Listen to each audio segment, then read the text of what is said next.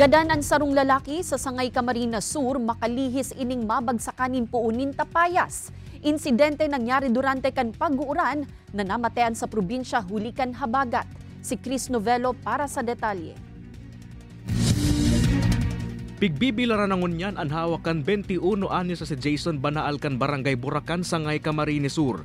Si Jason binawian nin buhay makalis mabagsakan subot nin puon nin tapayas kan nakaaging aldaw.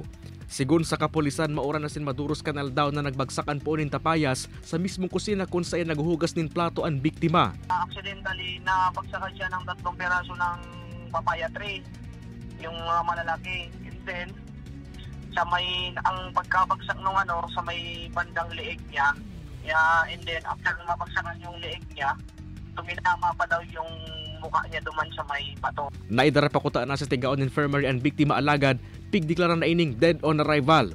Basado sa resulta kan autopsy sa bangkay, nagkaigwan ng fracture sa luong kan biktima asin may nabilog na dugo sa payo kaini. Daiman maako kan tugang kaini ang sinapo kan sa iyang kuya na nagpulisa na makaliis bawian nin buhay ang sa indang ina kan Domingo. Dahil ko man po inaasa, narog kita makusugon ko kang oras na ito so paros. Kala ko ngayon naghuhugas lang. Tupalan, naipit na po yung payo niya kang tapayas. Nganing malikayan ang mga siring na insidente ng apo na ng mga otoridad sa publiko na mag-ingat urog na tapadagos na namamatian ng epekto kan Habagat. Kay Banan si Javel Obiso, Chris Novelo, Balitang Bicolandia.